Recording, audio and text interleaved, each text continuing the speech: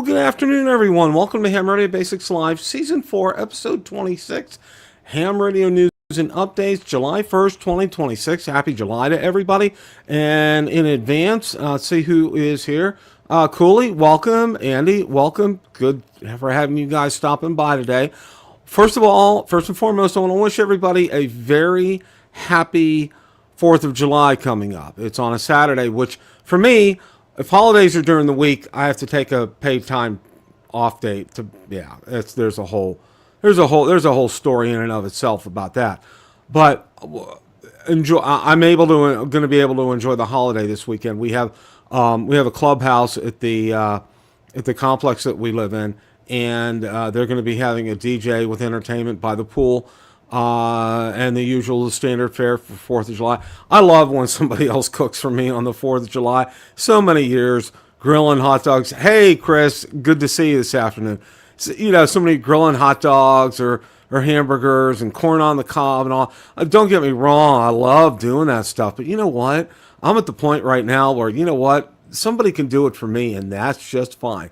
And sit down and enjoy it. And right now, it's pretty stinking hot in the state of Florida, so we'll be going. They have an inside place to eat, so that's probably where we'll be eating, and we'll probably spend a little bit of time outside. But they have a DJ there. They're going to be doing some karaoke and some fun stuff, so that should be a good time. So, and if you get a chance, get out, enjoy the holiday safely, of course. Have some fun. Watch a patriotic movie.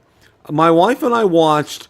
It was a movie called This Is the Army, and it was set in the movie was in 1943, and it started out in World War I, but it went to World War II, and it was it's a Irving Berlin musical, okay? And a lot of songs you may have heard before already. You probably heard them in White Christmas. Well, one of them, of course, and she actually stars, and they have a couple of minute segment of it, is Kate Smith singing God Bless America. Excellent patriotic movie to watch. Another one is Yankee Doodle Dandy with Jimmy Cagney, okay, the mobster guy, okay.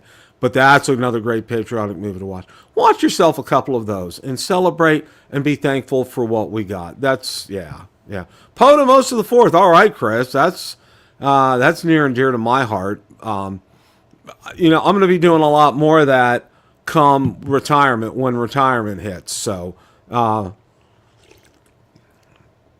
yeah, that's what's in the cards for me then. So, well, I hope you guys will have a great weekend coming up, and thanks for tuning in this afternoon.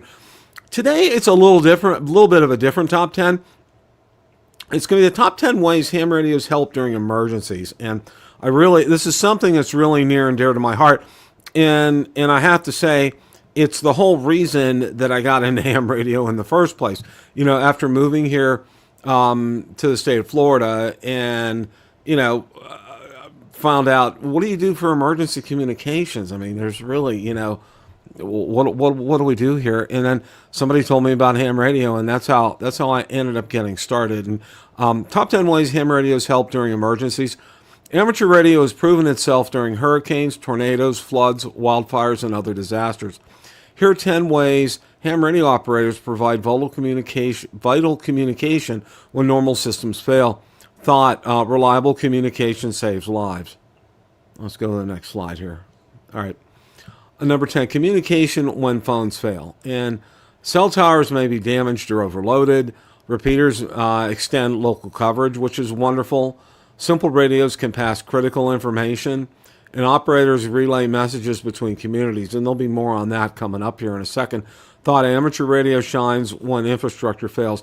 And here we are. What we're seeing is, and I created a bunch of pictures for these slide decks of Aries in action, and it's an outstanding organization, and it's something. If you're interested in emergency communications, I highly suggest you look into your local area, Aries, and see about joining, because they always need volunteers, and it really is a very rewarding time that you put in it. That's for sure. So.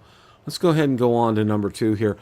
Supporting shelters and coordinate volunteers, track supply deliveries, assist with logistics, and provide communications where internet's unavailable. And shelters are a lot like what you see with the slide that we saw here previously. You can see this is right here after a disaster like a tornado or a hurricane comes through and people are trying to assess the situation. But there's a lot of times they'll be at shelters, and that's a fantastic way of having them there. It's fantastic because what it does is it helps facilitate finding loved ones, and we'll touch base on that here in a minute. Provides communication when the internet's unavailable. I mean, if a disaster hits like a tornado, you're not going to have any of your normal services. They're all going to be down, and that's why you're going to be very dependent upon ham radio. That's something I think is one of the great features of ham radio, because it's not dependent on cell tower coverage. It's not dependent on having house electricity. The only thing it's dependent on is radio waves, and they will almost always work. So, but no, that's a great thing that ham radios help with during emergencies with. Now, number 8, health and welfare messages. And a lot of times what happens is, you can see that in this dramatization here, help families locate loved ones. People will go to shelters and I'm looking for so-and-so. Can you help? And what's their address? And a lot of times they'll send out volunteers to go out and look to see if somebody's there, if that house is still standing, or if they're in the area, and they try and check their box off and communicate back that, yes, we found that person. And that's really fantastic. And it really helps prevent people from going into, non-volunteers from going into these areas that are real disaster areas that you should not be in at the time. It really helps, mitigate that type of a risk. And you're really helping to support the local agencies, like you're obviously like for law enforcement, in trying to locate loved ones during times like this. So that's a really wonderful benefit that this provides. Now, severe weather reporting, and you can see here, report storm damage, report real-time ground truth, support skywarn operations, and help improve public safety. Tornadoes are very scary things, and most, if not all, the United States can be hit by one. And a lot of times, even with advanced warning, they'll still come up on you, they'll sneak up on you and surprise you. And their devastation can be really just mind-numbing, what tornadoes can do. And having spotters out there can alert people and know when something is coming. I mean, radar is fantastic. The tools that they have with radar are so much more advanced even 10 years ago at this point in time. But right now, also having that extra Skywarn voice to come in and tell you where things are, tornado touchdown in such a location, people will know that, and they can make preparations for that, even though, they probably are prepared and sheltering in place right now.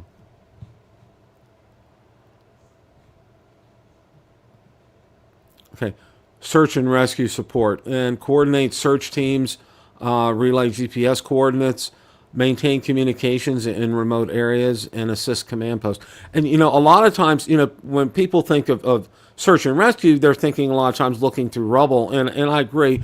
But, there are a lot of other times when you're there as a lost person, a missing persons report, and they ask for volunteers to go search. And a lot of times Aries is engaged in that because of the ham radios and communication aspect and something like that. And having a number of people being able to go out and do that makes that job a whole lot easier.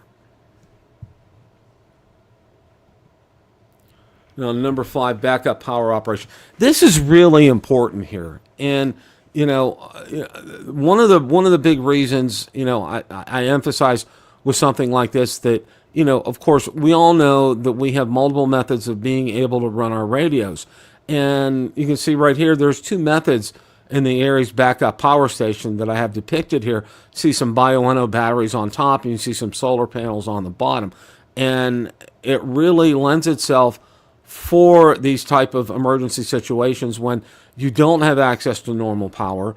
You're gonna need some batteries, and they have these batteries available, and that's something that there's something to be said for being able to get out there and make a lot of contact. And in order to do that, you got to have some power behind that. And these batteries are great, and they last forever. I mean, whether you have a Bioenno or other batteries, they really seem to last forever, especially if you're judicious in how you use it. and be mindful of it, it will last a long time on you.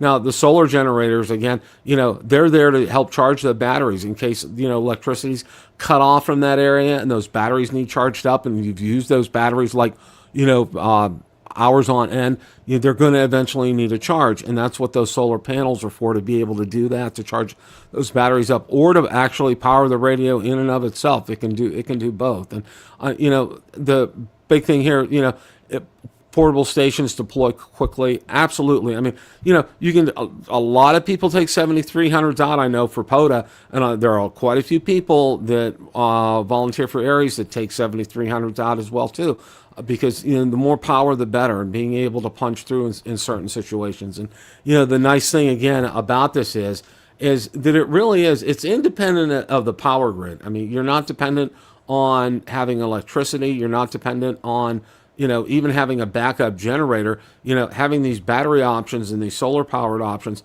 makes a world of difference in being able to stay on the air, because that's the most vital thing during a time like this, is staying on the air and keeping the communication lines open. You can't really say enough about something like that. It really makes a big difference.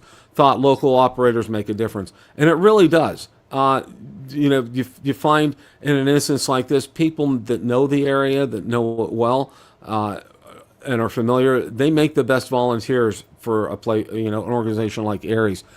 And that's something I would, again, if you have interest in something like this, you want to contact your local Aries chapter and find out what it takes to join and what they need for you in terms of what you volunteered with and the hours that you have. It really would be something I would highly recommend checking into here.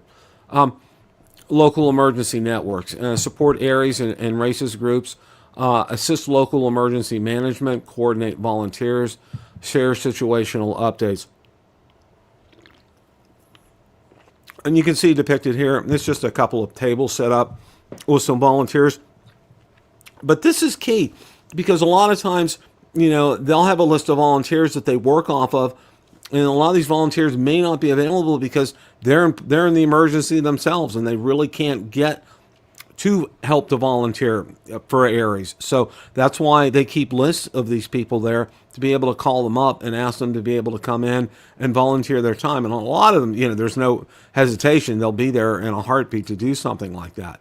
But it really helps to have some coordination behind all of this, because, when an emergency hits, everybody's kind of doing their own thing.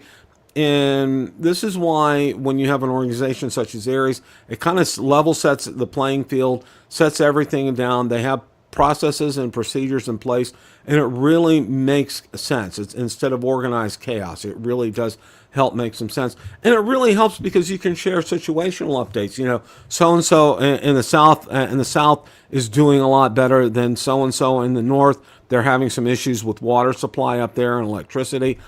Southeast is doing a little better with having some electricity right now available. They have repaired some power lines, and being able to share all of this is fantastic, because they might be lined up with some local nets and can be able to share some of that information out there. And again, getting this information out to the general public is fantastic. So, kudos to them for doing these local emergency networks. And number 3, wide area HF communication, and communicate hundreds or thousands of miles, relay information between regions, operate without internet, and support disaster coordination. A lot of times loved ones just aren't local. They're, they may be 1 or 2 states away or across the coast.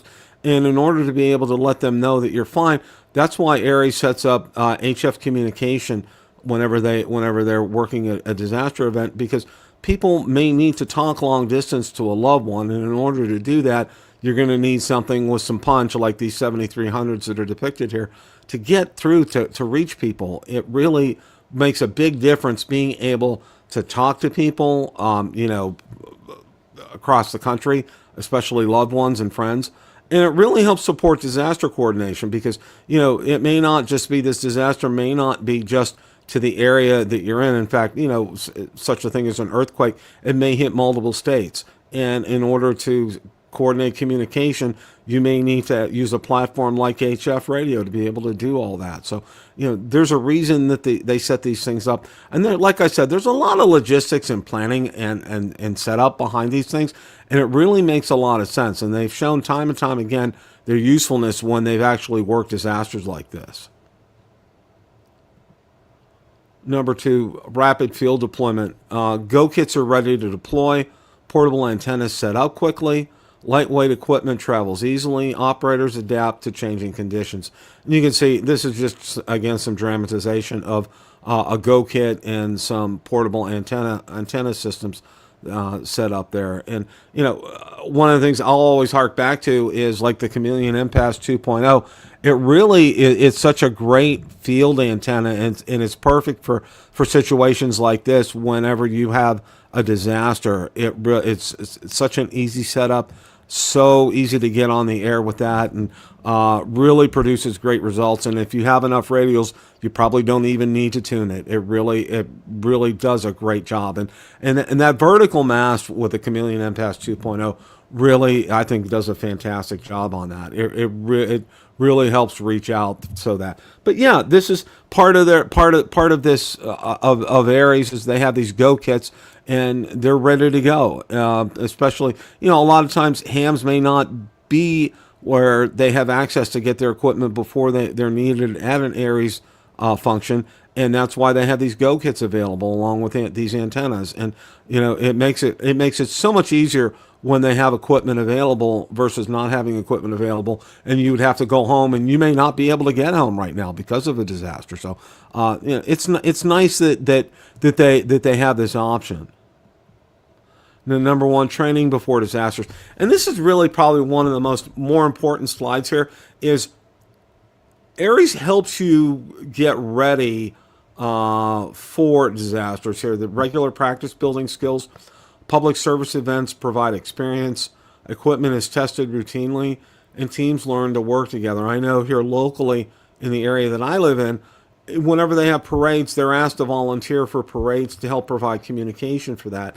And that makes a really great practice for disasters and being able to coordinate what's going on and communication. Well, a lot of times, parades are held in hot weather, so they communicate. Someone may have suffered some heat stroke and they may need to get someone from the first aid station there. That's something that is perfect for Aries, and they do volunteer for things like that. And for other functions as well too, they're there to provide support. This is, and it's so important for them. I mean, they have a wonderful training program to get everyone up to speed and acclimated to what they do and how they do it and where you can fit in. I mean, they have, literally the sky's the limit where you can fit in as far as volunteering is concerned. There's a number of different opportunities for you in this. So, something I encourage you to look into. It's really, it's a great use of time. I would highly recommend it. It's a wonderful part of our hobby, and it's, for me, it's one of the best parts of the hobby is being able to communicate on an emergency basis. And this is what Aries is designed for, and races too.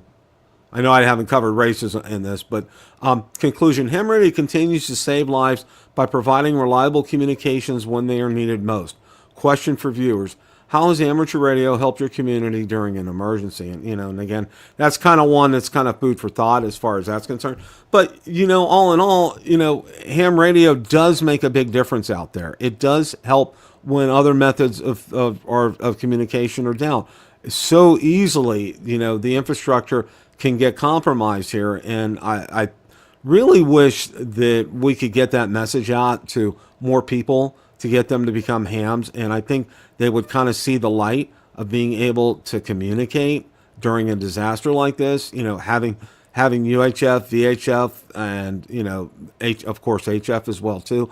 But having the UHF, VHF hitting repeaters and doing things like that, people are not aware of how powerful a tool it is until they get into ham radio. And, I know a lot of people who've gotten their technician license have said, wow, I never knew that there was so much about ham radio and so many different ways to end up communicating. And there really is. It makes a great experience for it. And it's something I would encourage everyone to do. if you have the time to look into volunteering for Aries or races, I chose Aries because I'm a little more familiar with it. Please do so. Please look up the local chapter in your area.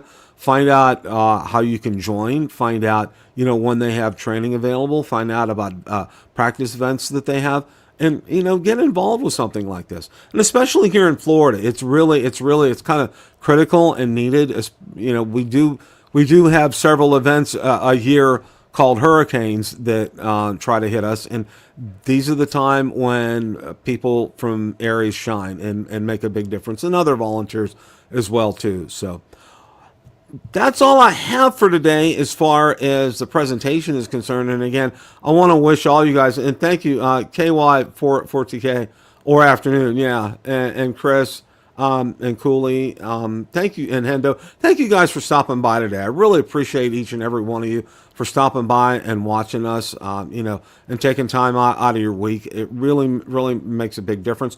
Also, a special shout out now that Ham Radio Divas is our sister channel, and they're now getting the live broadcast as well too on Wednesday. So hats off to all of you who are watching from Ham Radio Divas, and that channel is growing, and and it's doing very well. We're very pleased with what we're seeing there. And of course, Ham Radio Basics continue to do well. And I'm still trying to just pass that simple message on that ham radio is fun. Ham radio is not complicated. It's not hard. We try to break things down to make it easy for you to get on the air and stay on the air.